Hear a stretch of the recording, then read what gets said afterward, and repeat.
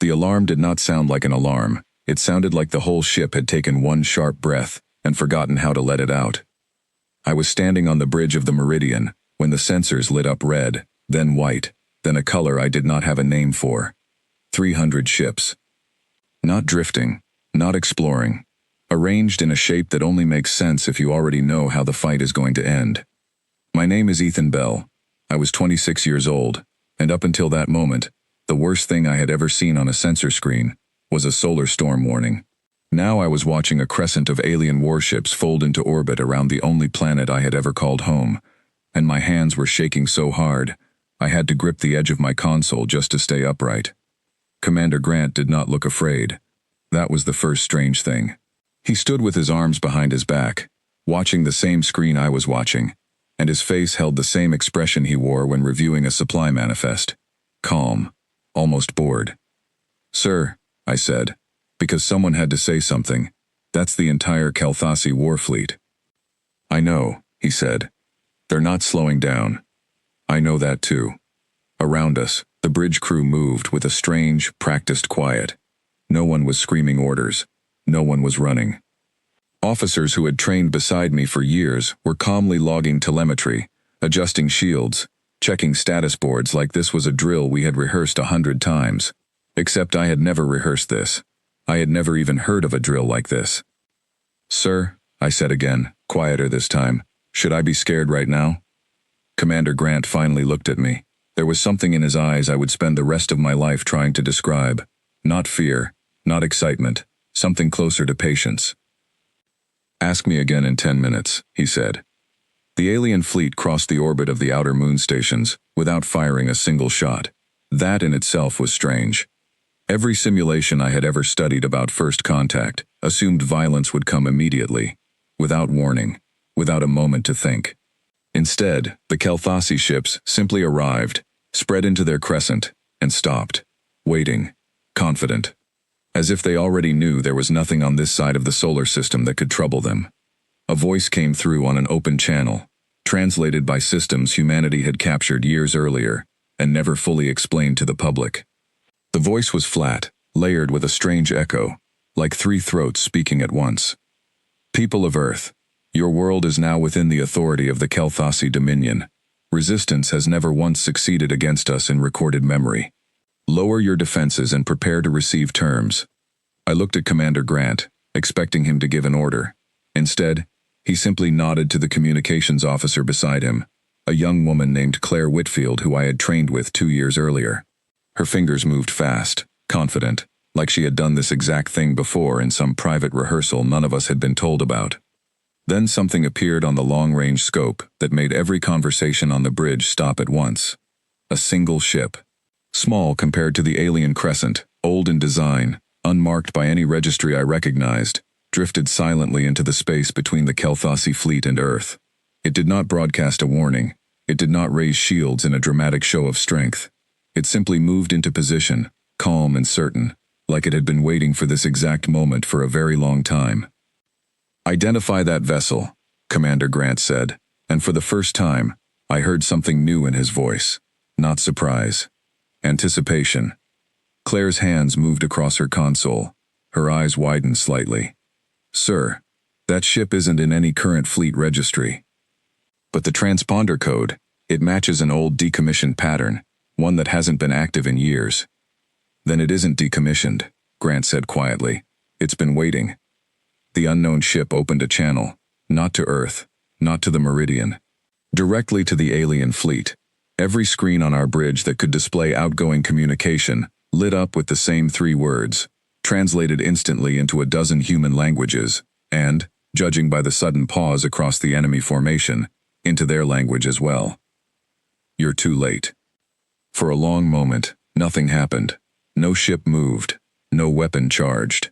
It was as if even the Calthasi Armada, a fleet that had apparently never lost a battle in recorded history, did not know how to respond to 3 simple words spoken with such total confidence.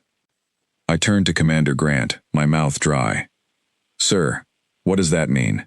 Too late for what?" He allowed himself the smallest smile I had ever seen on his face, and for the first time since the alarm sounded, I felt something other than fear settle into my chest. Something that felt dangerously close to hope. "It means," he said, "that they walked into a trap 20 years in the making, and they don't even know it yet." The bridge was silent, except for the low hum of machines, and my own heartbeat pounding in my ears. Outside the viewport, 300 alien warships hung motionless in the dark, facing a single human vessel that had just told them, without a hint of doubt, that their war was already over before it began. I did not know yet how right that ship would turn out to be. I only knew that whatever happened next, humanity was not going to meet this fleet the way they expected. We were not going to meet them afraid. 10 minutes passed, then 20, and the alien fleet still had not moved. I stood at my station, watching the standoff stretch on, and I found myself thinking back to a conversation I'd had years earlier with my grandfather, before any of this began, before anyone on Earth knew that something like the Kelthasi even existed. He used to say that people always underestimate quiet folks. He meant it about neighbors and co-workers, not alien fleets, but standing on that bridge, watching a single unmarked ship stare down 300 warships without blinking, I understood exactly what he meant, in a way I never had before. Because the truth was, this moment had not started 10 minutes ago. It had not even started that morning. It had started 20 years earlier, in a lab most of us were never allowed to see, built from wreckage most of us were never told existed. I learned the full story slowly, in pieces, the way most people learn the truth about the things that shape their world. Some of it came from official briefings after the fact. Some of it came from old friends who had been part of it from the beginning, and some of it, the most important parts, came much later, from Commander Grant himself, on a night when the war was finally over, and there was no longer any reason to keep the secret. It began with a single alien scout ship, small, quiet, curious. It had drifted past Neptune 2 decades earlier, likely sent to observe a species the Kelthasi assumed was too primitive to notice, let alone respond to. But humanity did notice. A deep space monitoring station caught its signature by pure chance, a strange gravitational ripple that did not match anything in our records. We did not know what it was. We only knew it was not ours. For weeks, the world's governments debated what to do. Some wanted to ignore it, hoping it would simply move on. Others wanted to send a message of peace, hoping to open dialogue. A quiet handful, led by a small group of scientists and strategists who would later be given very little public credit, argued for a different approach entirely. Watch it, study it, say nothing. The scout ship, confident that no primitive species could possibly detect it, made a mistake that would shape the next 20 years of human history. It came too close to one of our early orbital platforms, testing our defenses, likely gathering data to report back to whatever authority had sent it. It did not survive the encounter. I want to be clear about something here, because it matters. Humanity did not seek that confrontation. The scout ship approached first, and our platform, acting under standing defensive protocol, responded to what it read as a direct threat. What followed was not something anyone celebrated. It was something everyone studied. Because in the wreckage of that single scout ship, humanity found something far more valuable than victory. We found answers. Pieces of alien metal, unlike anything we had engineered. Systems built on principles our own scientists had only theorized about in textbooks, shielding technology decades, maybe centuries, beyond our own. For the first time, humanity held physical proof that we were not alone, and more importantly, we held the blueprint of exactly how far behind we really were. That was the moment everything changed. A quiet decision was made, one that never appeared in any headline, one that most of the public never learned about until years later. Humanity would not announce what had happened. We would not celebrate it. We would not warn the rest of the galaxy that we now understood a fraction of their technology. Instead, we would use the next however many years we had, however much time before anyone else came looking, to prepare. Shipyards were built on the far side of the moon, hidden from easy observation, funded quietly through channels that blurred the lines between military and private industry. Scientists who had spent careers studying theoretical physics suddenly found themselves working alongside engineers who had spent careers building fighter jets and communication satellites. It was, by every account I later heard, one of the strangest and most focused collaborations in human history. Commander Grant was a young officer during those years, barely older than I was when the fleet arrived, He told me once that the hardest part was not the science. It was the waiting. We had no idea when they would come back, he told me, sitting across from me long after the battle was over, a cup of something warm between his hands. We had no idea if they would come back at all. We just knew that if they did, we could not afford to be the same species we were the day that scout ship arrived. For 20 years, the world moved forward on the surface, exactly as it always had. People went to work, children went to school, news cycles came and went, filled with the same arguments and celebrations that had always filled them.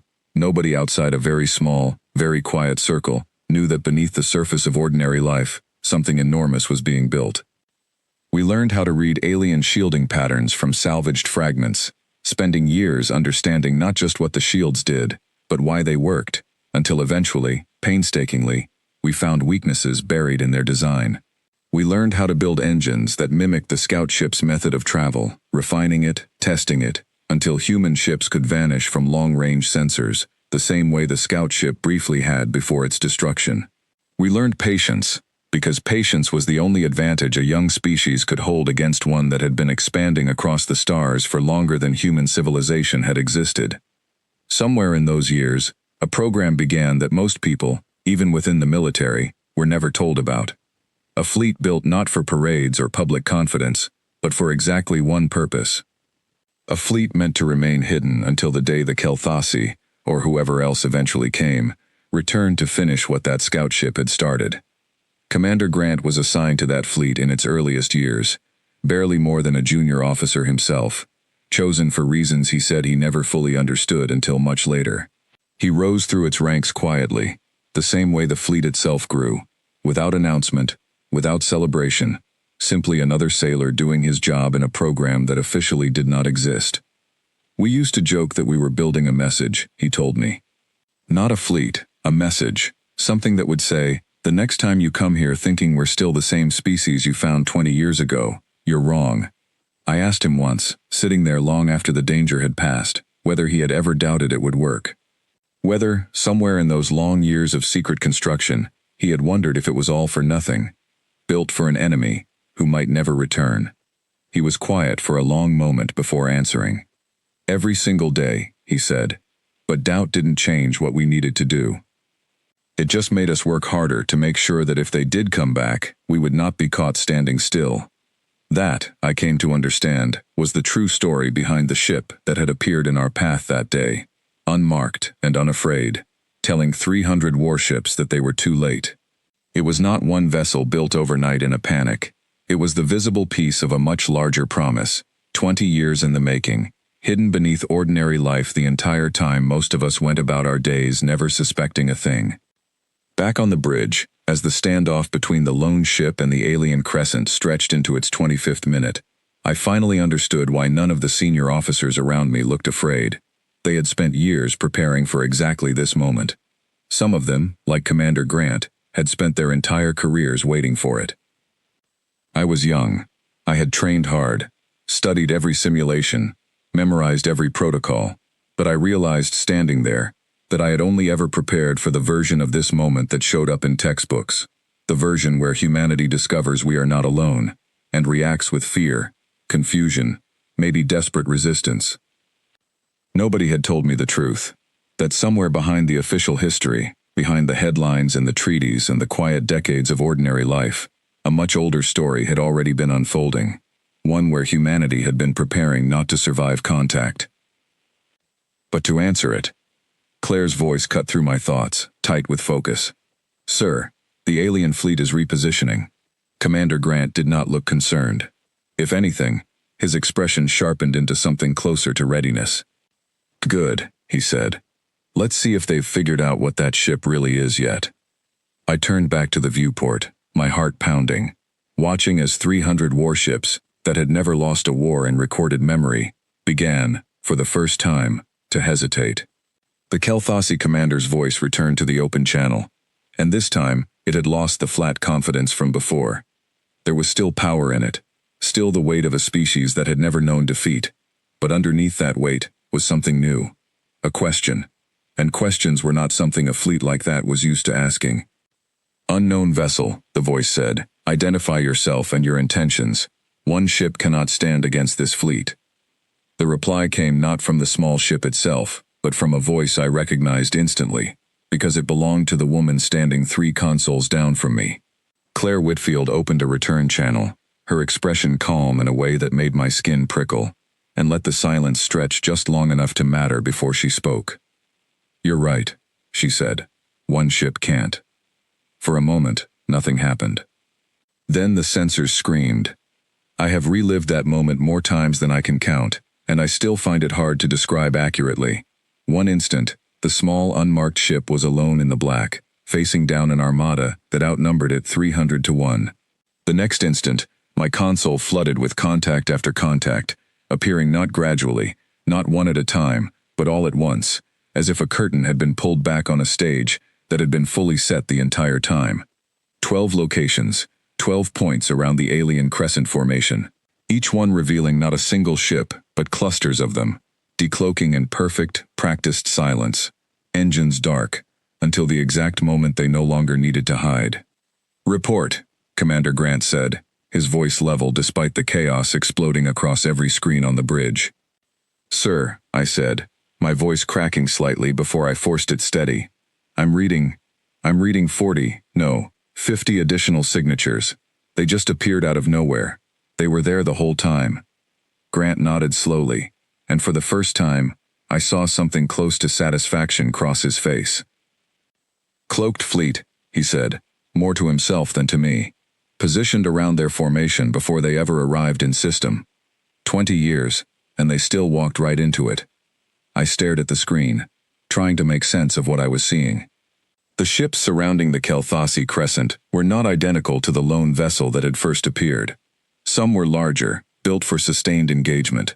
Others were smaller, faster, clearly designed for a different purpose entirely. But every single one shared a common feature, a hull design and energy signature that matched fragments recovered from a single alien scout ship destroyed 2 decades earlier. We had not just studied their technology, we had built an entire fleet around understanding it better than they understood themselves. Across the alien formation, I watched as ships began shifting position, their weapon systems charging, their shields flickering to full strength. But even from where I stood, I could see the difference between calculated readiness and something closer to confusion. They had expected an empty system defended by a species too young to resist. Instead, they had sailed directly into the center of a trap that had been waiting patiently for exactly this moment. The Kelthasi commander's voice returned, and the flat confidence was gone entirely now, replaced by something sharper, almost angry. "This changes nothing," the voice said. "Our numbers remain superior. Our technology remains superior." Claire glanced at Commander Grant, waiting for instruction. He gave the smallest nod, and she opened the channel once more. "Then use it," she said simply. "The first shots came from the Kelthasi side, not from us. I want to be clear about that, because it mattered to every person on that bridge, and it mattered to me most of all. We did not start what happened next. We simply finished preparing for it long before they arrived. Their opening volley was fast, precise, exactly what I would have expected from a fleet that had conquered its way across the stars for longer than human history had been recorded. Energy weapons lanced out from their forward ships, aimed at the nearest human vessels in the encircling formation. And then something happened that made even Commander Grant's calm expression flicker with surprise. The shots simply did not land the way they should have. "Report," Grant said again, sharper this time. I watched my screen, trying to process what the sensors were telling me. "Sir, their weapons are striking our shields, but the damage readings they're a fraction of what they should be. It's like our shields are absorbing the impact instead of just blocking it."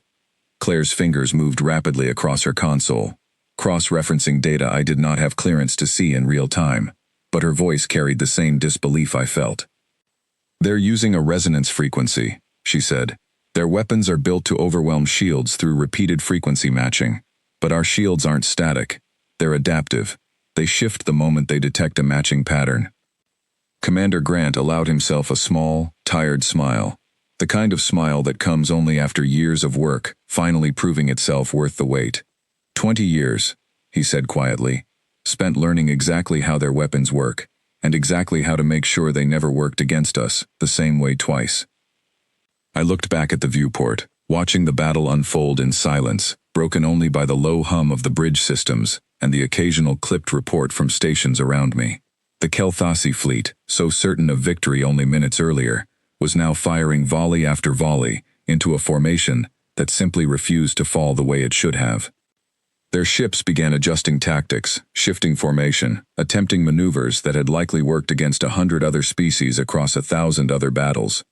But every adjustment they made seemed to already have an answer waiting for it. It was not luck. I understood that even in the chaos of the moment, it was preparation, deep and patient, built from 20 years of study, aimed at exactly this outcome. "Sir," I said, watching a cluster of alien ships attempt to break formation and retreat toward what I assumed was a jump point. "Several of their vessels are attempting to disengage." Commander Grant's expression did not change, but something in his voice carried a quiet certainty that settled over the bridge, like a held breath finally released. "Let them try," he said. I did not understand what he meant until moments later, when the retreating Kelthasi ships reached the edge of what should have been open space, clear of any obstruction, and instead found themselves colliding with something invisible and immovable. Not a wall, not a physical barrier, but a field of dormant systems, keyed specifically to the engine signatures of Kelthasi vessels, activating the moment those signatures crossed into range. "They mined the jump lanes," I said quietly, mostly to myself, but Claire heard me and nodded without looking up from her console. "Every possible retreat vector," she confirmed. "Positioned years ago, updated constantly, waiting." The battle that followed was unlike anything I had studied in any simulation. There was no wild, desperate exchange of fire, no chaos born from fear or improvisation. Instead, what I watched unfold across the viewport was something closer to a careful, deliberate dismantling. Human ships moved with practiced precision, closing gaps the moment the Kelthasi attempted to open them, absorbing attacks that should have crippled our defenses, responding with countermeasures that seemed to already know exactly what was coming before it arrived. I found myself thinking, in the strange, detached way your mind sometimes works during moments of extreme pressure, that this was not really a battle in the way I had always imagined battles to be. It was closer to a lesson. A very old, very patient species had come expecting to teach a younger one about its place in the universe, and instead found itself learning a lesson it clearly had never expected to receive. Commander Grant moved through the bridge calmly, checking status reports, offering quiet corrections where needed, never once raising his voice. I realized, watching him, that this was exactly the kind of leadership this moment demanded. Not the loud, dramatic command I had always pictured from war stories and training videos, but something quieter, steadier, the kind of leadership built by people who had spent 20 years preparing for a single afternoon and refused to let that preparation go to waste through unnecessary panic now that the afternoon had finally arrived. "Sir," Claire said, her voice carrying a note of something I had not heard from her before during the entire encounter, something close to hope. "The Kelthasi commander is requesting an open channel."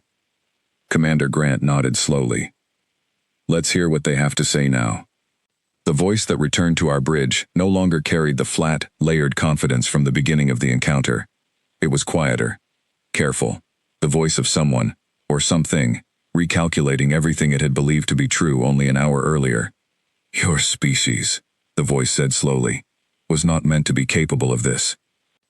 Commander Grant's response was calm, measured, carrying none of the anger I might have expected after everything that had happened, but also none of the fear the Kelthasi had clearly expected from us at the very beginning. "We weren't," he said. 20 years ago, we weren't, but you gave us time, and we used it." I stood at my station, watching the alien formation, once so confident and unbroken, now scattered and struggling against a trap they had walked into without ever realizing it existed. And for the first time since the alarm had sounded that morning, I allowed myself to believe that whatever came next, humanity was not facing the end of anything.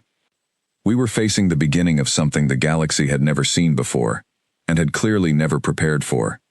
A species that had learned, quietly and patiently, exactly how to answer a threat it had never asked for.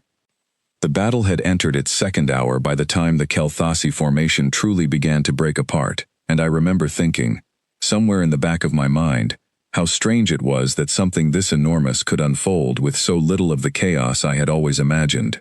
There was no wild scrambling on our bridge, no shouting, just a steady rhythm of reports, corrections, and quiet confirmations, like a well-rehearsed performance finally being staged in front of an audience that had no idea a rehearsal had ever taken place.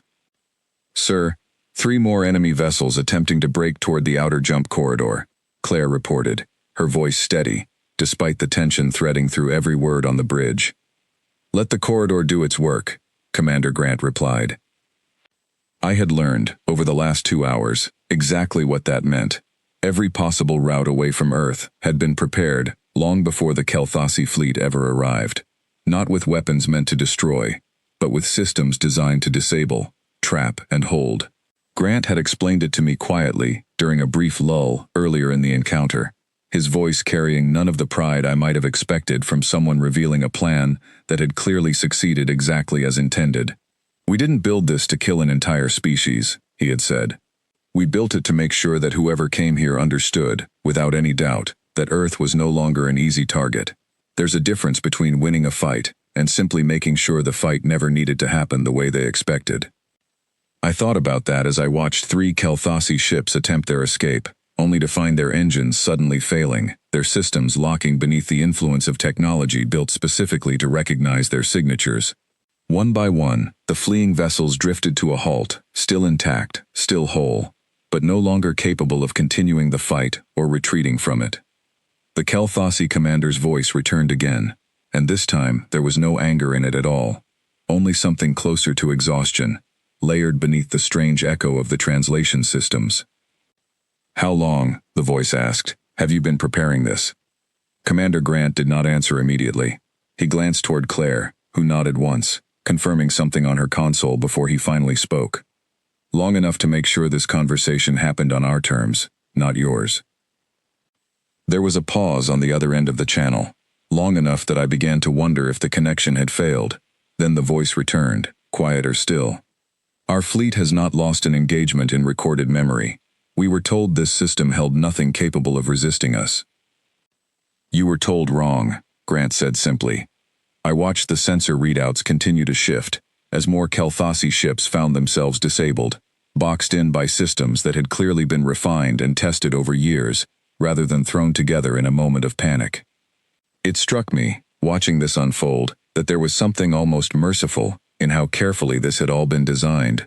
We were not annihilating an enemy fleet. We were containing one, methodically, deliberately, in a way that left room for something other than destruction. "Commander," I said quietly, unable to stop myself from asking the question that had been building in my mind for the better part of an hour. "Why not just destroy them? We clearly have the ability." Grant turned to look at me, and for the first time since the alarm had sounded that morning, his expression softened into something almost gentle, the way a teacher might look at a student who had finally asked the right question. "Because the goal was never to become something worse than what almost conquered us," he said. "If we destroy an entire fleet just because we finally could, what does that make us the next time someone weaker crosses our path? We spent 20 years preparing to survive this moment. We are not going to spend the moment after it becoming something we'd regret." I did not have an answer for that, and I did not need one. It settled something in me that I had not realized needed settling, some quiet fear that maybe surviving this day would require becoming as ruthless as the fleet that had arrived to conquer us.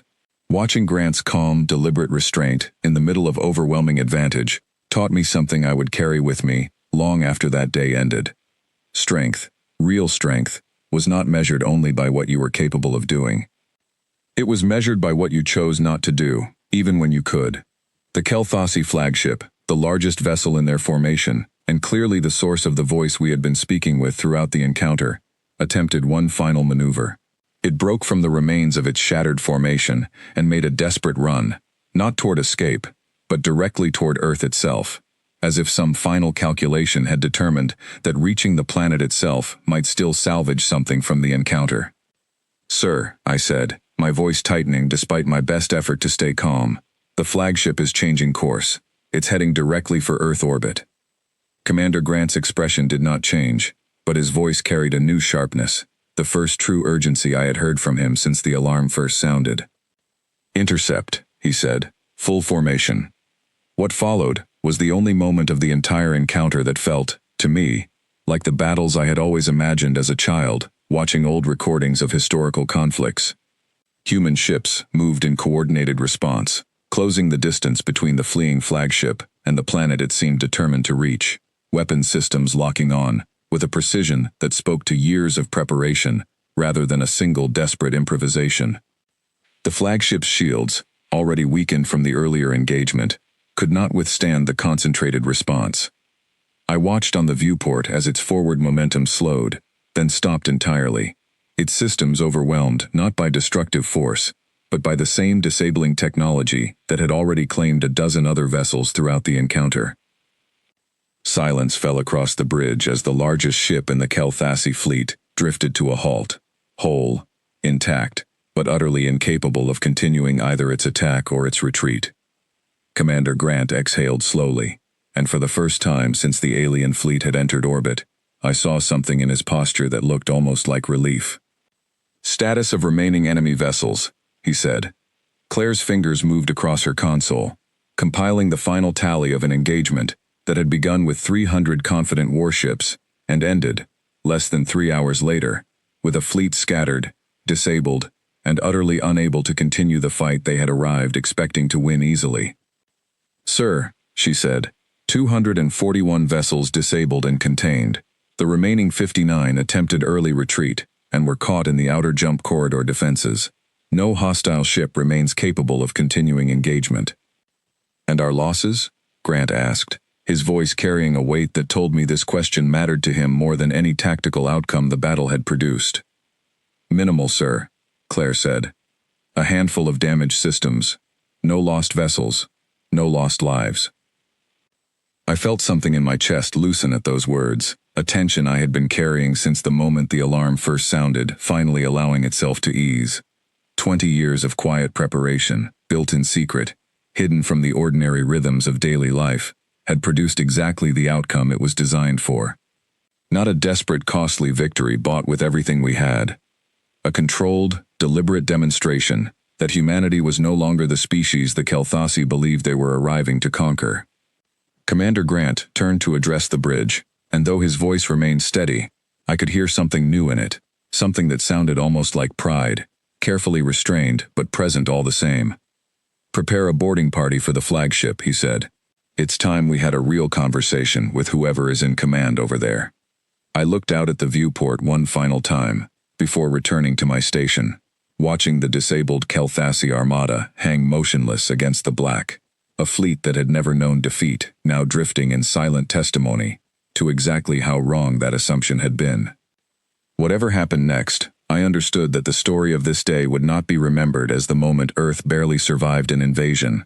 It would be remembered as the moment an entire species learned, too late, that the planet they had come to conquer had spent 20 quiet years preparing to answer them. I was chosen to join the boarding party that traveled to the Kelthasi flagship, and to this day, I am still not entirely sure why. Commander Grant simply looked at me after giving his instructions to the rest of the crew and said, "Bell, you're with me," as though it were the most natural thing in the world. I did not question it. I do not think anyone questioned Commander Grant that day. The shuttle ride across the gap between the Meridian and the disabled flagship felt longer than it probably was. I sat quietly, watching the massive alien vessel grow larger through the small viewport, its hull scarred but intact, its systems dark except for the faint emergency lighting that told us life still moved somewhere inside. I remember thinking that for a species capable of conquering across the stars for longer than human civilization had existed, this ship, up close, did not look so different from our own. Metal, wiring, the quiet hum of failing power systems struggling to maintain basic function. Maybe that was the point. Maybe every species that reaches for the stars eventually builds the same kinds of things, no matter how different they believe themselves to be from everyone else out there. We docked without incident. The airlock cycled open with a low mechanical groan, revealing a corridor lit in dim amber light, alien in design but understandable in purpose. Doors, pathways, systems built for movement and function, not so different from our own vessels once you looked past the unfamiliar shapes and colors. Commander Grant led the way, flanked by a small security detail, with me close behind carrying equipment meant to help translate whatever conversation was about to take place. My heart pounded harder with every step deeper into the ship, not from fear exactly, but from the strange, heavy awareness that I was walking through history in real time. We found the Kelthasi commander in what I assumed was the ship's primary control chamber, standing amid dimmed consoles and quiet, worried crew members who watched us enter with expressions I could read clearly despite our differences. Uncertainty, something close to fear. The same look I imagined must have crossed my own face hours earlier, when the alarm first sounded on the meridian. The commander was tall, taller than any human I had ever stood near, with features that shifted subtly as it studied us. Some combination of curiosity and quiet calculation. Its voice, when it spoke, carried the same layered echo we had heard throughout the encounter, though without the translation systems now standing between us directly, the sound felt far more immediate, far more real. "You have won," the commander said simply. "What do you intend to do with that victory?" Commander Grant did not answer right away. He studied the alien leader for a long moment, and I found myself holding my breath, wondering what kind of demand humanity would choose to make after 20 years of quiet preparation had finally paid off in a single afternoon. "We're not here to take anything from you," Grant said finally. "No territory, no resources, no surrender beyond what's already happened today." The Kelthasi commander's expression shifted, something that might have been surprise crossing its unfamiliar features. "Then what do you want?" "Information," Grant said. "Star charts. Records of every world your people have encountered, conquered, or passed through. And when you leave here, you're going to make sure word travels back through whatever authority commands you. And beyond that, to anyone else out there who might be listening." "Word of what?" the commander asked.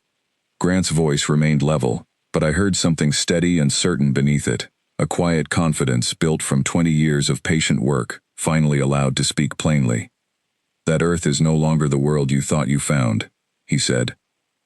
"That the next time anyone arrives here expecting an easy conquest, they should understand exactly what happened today, and exactly why it happened the way it did."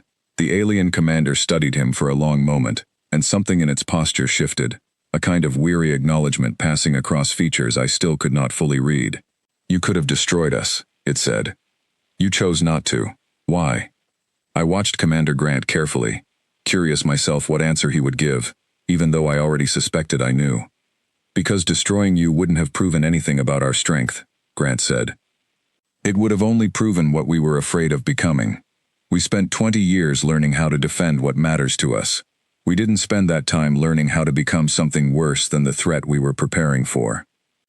The chamber fell silent, and for a long moment, I found myself thinking about my grandfather again, about quiet people being underestimated, about patience being mistaken for weakness, right up until the moment it wasn't anymore. I thought about the 20 years of ordinary life that had unfolded across Earth, while this entire fleet had been built in secret, hidden beneath school mornings and grocery store trips, and every small, unremarkable detail of daily existence that none of us had ever imagined was secretly happening alongside something so much larger. The Kelthasi commander finally spoke again, its voice quieter now, carrying something that sounded almost like respect, however unfamiliar that concept might have felt coming from a species that had never lost a war until today. "We will carry your message," it said, "though I suspect few among my people will believe it until they see the proof for themselves." "That's fine," Grant said. "We're not in a hurry anymore." We left the flagship not long after, its systems remaining disabled, but its crew left intact, left with exactly enough capability to limp their way home carrying a message that would likely spread through their entire civilization, long before their ship ever arrived anywhere near it. I remember looking back at the massive vessel as our shuttle pulled away, thinking about how strange it was that something so enormous, so seemingly unstoppable only hours earlier, could be reduced to nothing more than a very slow, very humbled messenger. Back aboard the Meridian, the mood across the bridge had shifted entirely from the tense quiet of the morning into something closer to careful, restrained celebration. No wild cheering, no dramatic speeches, just quiet exhales, tired smiles, and the slow settling relief of people who had spent years preparing for a single day, only to watch that preparation finally prove itself worth every quiet sacrifice. I found Commander Grant standing alone near the observation deck later that evening, watching through the wide viewport as the remaining Kelthasi vessels, escorted carefully by our own ships, began their long journey away from Earth's orbit.